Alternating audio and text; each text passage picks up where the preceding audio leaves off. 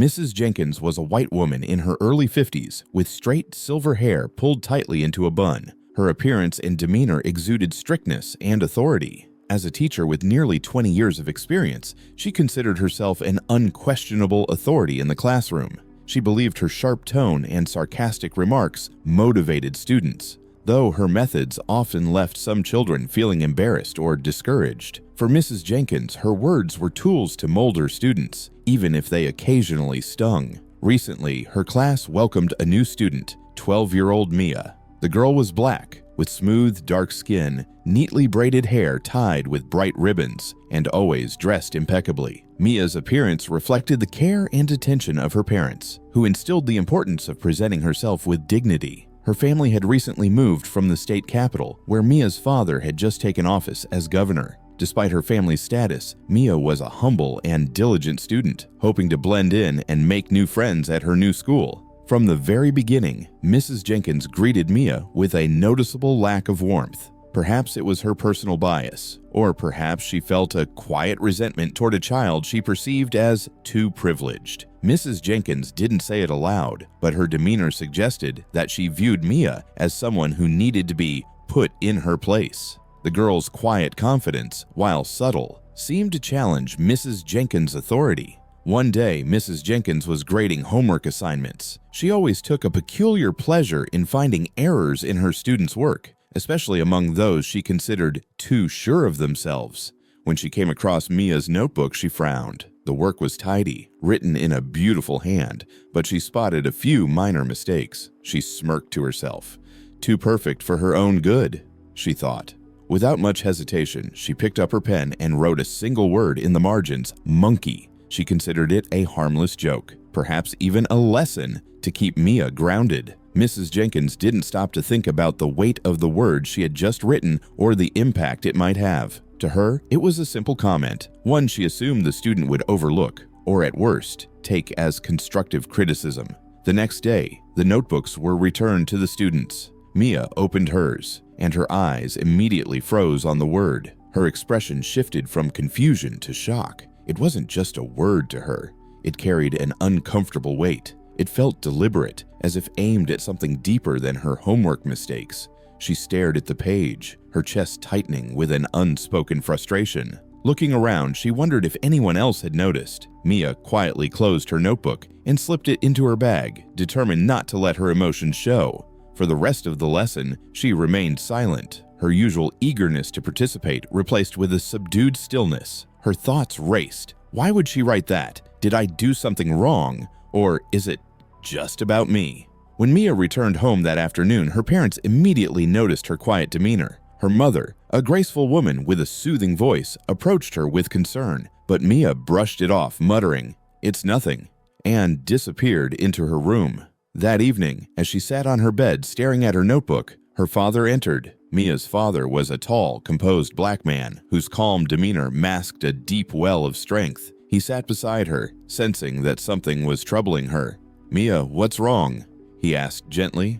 After a long pause, she pulled out her notebook and handed it to him, her hands trembling slightly. Her father opened the notebook and focused on the word. His face remained calm, but his eyes flashed with a controlled anger. He immediately understood that this wasn't just a careless comment. It was an act that carried an unspoken bias, one that couldn't be ignored. "You did the right thing by showing me this," he said firmly, placing the notebook down. "This is unacceptable. I'll take care of it." Mia looked at her father, relief flickering in her eyes. She knew he would stand up for her and handle the situation with dignity and strength. For him, this wasn't just about his daughter. It was about ensuring that no child would ever feel diminished by the careless actions of an adult. The following morning, Governor Williams walked Mia to school. Normally, he tried to avoid drawing attention, but this time he couldn't ignore the subtle change in his daughter. She, who was usually full of energy and curiosity, now walked beside him in silence, her head slightly lowered. He sensed that something deeper was troubling her. His resolve to address the matter grew stronger with each step toward the school doors. After dropping her off, he returned home and immediately called the school's principal, Mr. Hunt. Mr. Hunt, a white man with a warm yet slightly nervous tone, listened intently as the governor calmly but firmly explained the situation. Though Mr. Hunt hadn't been aware of the details, the weight of the issue was clear in the governor's voice. "This requires immediate attention," the governor said. "Yes, of course, Governor," Mr. Hunt replied, his voice faltering slightly. "Let's meet in person to discuss this further." Meanwhile, in Mrs. Jenkins' classroom, the day had begun like any other. She stood at the front, reviewing the day's lesson plan, completely unaware of the storm brewing around her. To her, everything was normal. Mia's quieter demeanor was nothing unusual. If anything, she thought it was a sign that her lesson had been effective. She didn't notice how Mia avoided eye contact, how her hand, once frequently raised in class discussions, now stayed firmly on her desk. Mia was doing her best to remain invisible, her confidence shaken. Some of her classmates noticed the change in her but couldn't quite understand why. Mia was known for her eagerness to participate, for the quiet self-assurance that made her stand out. Now she seemed smaller, her presence diminished. During lunch, a few students whispered about how Mia had been acting differently. While no one knew the specifics, the air of unease around her was palpable. Mia, sitting alone with her notebook closed tightly in her bag, felt as though everyone's eyes were on her, though no one dared to ask what was wrong. That afternoon, Mr. Hunt called Mrs. Jenkins into his office. She arrived with a slight air of curiosity, still oblivious to what the meeting could be about. When she entered and saw Governor Williams seated across from Mr. Hunt, her confidence faltered. She recognized the man instantly, and her stomach dropped. "Governor?" she asked, her voice shaky. "Yes," he said simply, his expression calm but firm. He held Mia's notebook in his hand, the offending word clearly visible on the page. "Mrs. Jenkins, I'd like to discuss this with you." Mrs. Jenkins sat down slowly, her face pale. Mr. Hunt cleared his throat, trying to maintain a neutral tone. "Mrs. Jenkins, Governor Williams has brought a concern to our attention regarding your feedback on one of Mia's assignments." Mrs. Jenkins glanced at the notebook, and for the first time she realized the gravity of the situation. She opened her mouth to respond, but the governor raised a hand, stopping her. "This isn't about a simple mistake or oversight," he said, his voice steady but edged with authority. "Words matter, especially when they come from a teacher. What you wrote here goes far beyond a harmless comment." Mrs. Jenkins stumbled over her words. It wasn't meant to be taken seriously. It was just a bit of a joke. Something to encourage her to do better," she stammered. Governor Williams' expression didn't change. "A joke? Would you have written this in anyone else's notebook?" he asked pointedly. Mrs. Jenkins opened her mouth, but no words came out. She couldn't answer. Mr. Hunt intervened. "Mrs. Jenkins, this is a serious matter, and we need to address it properly. Governor, I assure you the school will take appropriate action." The tension in the room was palpable. Mrs. Jenkins' mind raced as she tried to justify her actions, but deep down, she knew there was no excuse. The weight of her words, thoughtlessly written, now loomed over her like a shadow. That evening, the situation began to ripple outward. Parents started to hear whispers of the incident through the grapevine. Some expressed outrage, calling for accountability from the school, while others questioned if the matter was being blown out of proportion. By the end of the day, it was clear that the issue was no longer confined to a single classroom or even the school itself. It was quickly becoming a community-wide discussion. As Mrs. Jenkins walked back to her classroom, her confidence eroded. For the first time, she began to consider the possibility that her words had caused real harm. But it was only the beginning of the consequences she was about to face. The events of the previous day had begun to ripple outward, reaching beyond the walls of the school. By morning, whispers had turned into discussions among parents, teachers, and even the local community. Although the exact details were still unclear to most, enough information had spread to spark strong reactions. Many parents were outraged, questioning how a teacher could write something so careless in a student's notebook. Others hesitated, suggesting that the situation might have been exaggerated due to Mia's family's prominence. Mrs. Jenkins, now fully aware of the gravity of her actions, found herself at the center of the growing storm. Sitting in her quiet classroom before the day's lessons began, she stared at Mia's empty desk and felt a gnawing sense of regret. She had convinced herself that her comment had been harmless, a small joke to push a student to do better. But now, the weight of the words she'd written and the deeper meaning it carried was impossible to ignore.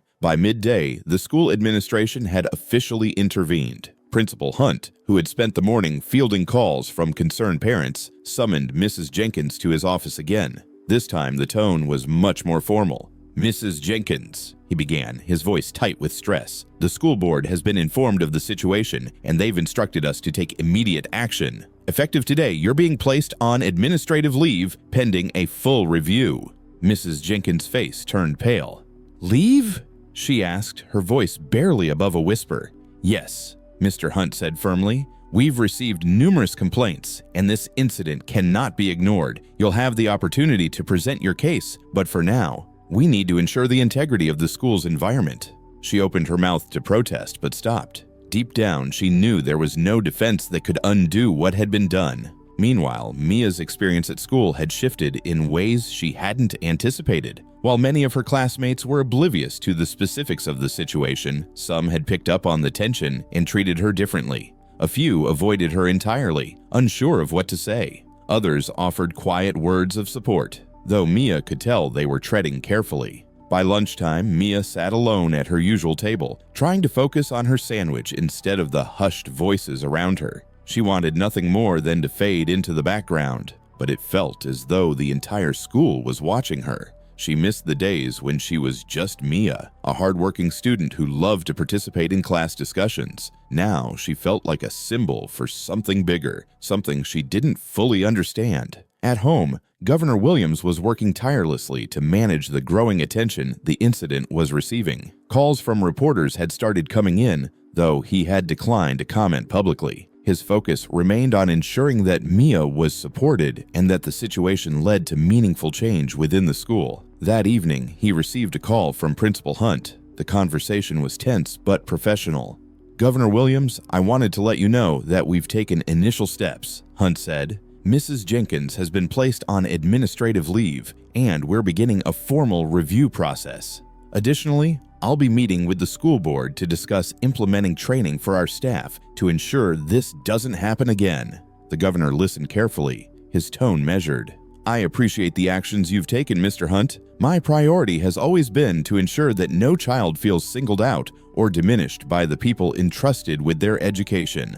I hope the school sees this as an opportunity to improve, not just for Mia, but for every student."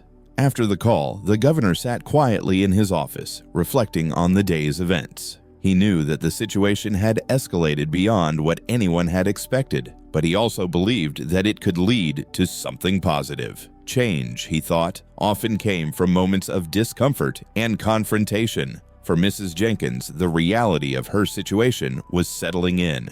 As she sat at home that evening, she replayed her actions over and over in her mind, searching for justification but finding none. The word she had written had been careless, thoughtless, and now it had cost her more than she had imagined. For Mia, the experience was bittersweet. She was grateful for her father's support and the steps being taken to address what had happened, but she still felt the sting of the initial incident. It would take time for her to regain the confidence she'd lost, but she was beginning to see that her voice had power and that speaking up could lead to change. The incident that began with a careless comment in a notebook had now grown into a community-wide conversation. Local media had caught wind of the story, though the specifics of what had been written were not disclosed. Headlines framed it as a case of a teacher's insensitivity toward the governor's daughter, igniting debates online and in the community. Parents, teachers, and residents expressed a range of emotions, from outrage at the teacher's actions to skepticism about the governor's involvement. Mrs. Jenkins, sitting at home on administrative leave, felt as if her life had been turned upside down. She had spent years building her career, priding herself on her authority in the classroom.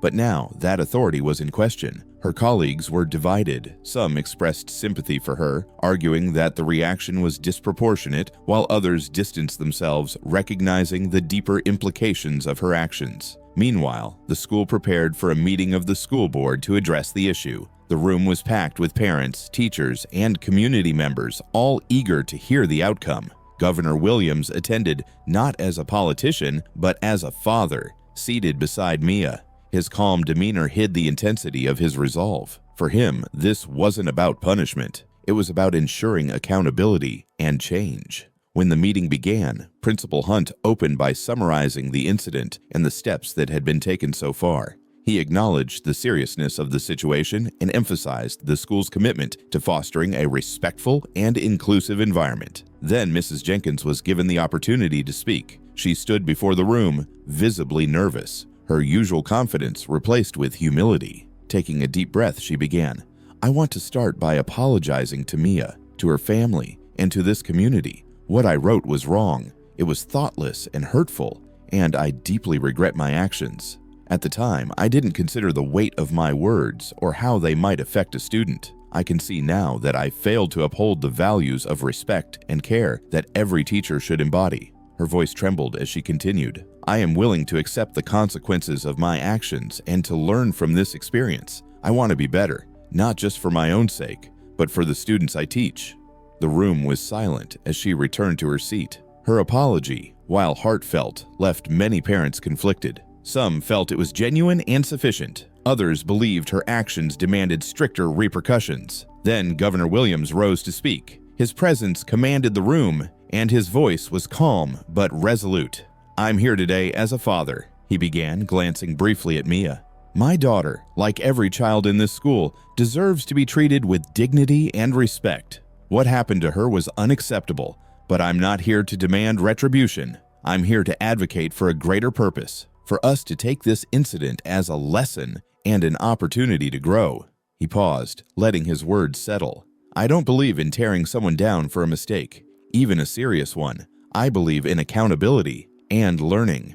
Mrs. Jenkins has acknowledged her error, and I trust this school will ensure that such incidents don't happen again, not just for my daughter, but for every child who walks through these doors." His speech was met with a wave of quiet agreement. It was clear that his focus was on creating meaningful change rather than seeking vengeance. After deliberation, the school board reached a decision. Mrs. Jenkins would remain on administrative leave while completing mandatory training on sensitivity and professional ethics. She would also be required to issue a written apology to Mia and her family. Though she was allowed to keep her job, it was made clear that her actions would remain under scrutiny moving forward. For Mia, the resolution was a mix of relief and reflection. Sitting beside her father, she felt proud that he had stood up for her without seeking to humiliate anyone. At the same time, she understood that this experience had changed her. She had found her voice, even in the face of adversity. The school, too, underwent changes. Workshops were introduced for teachers to improve communication and foster understanding of their diverse student body. These sessions became a foundation for a renewed commitment to respect and inclusion.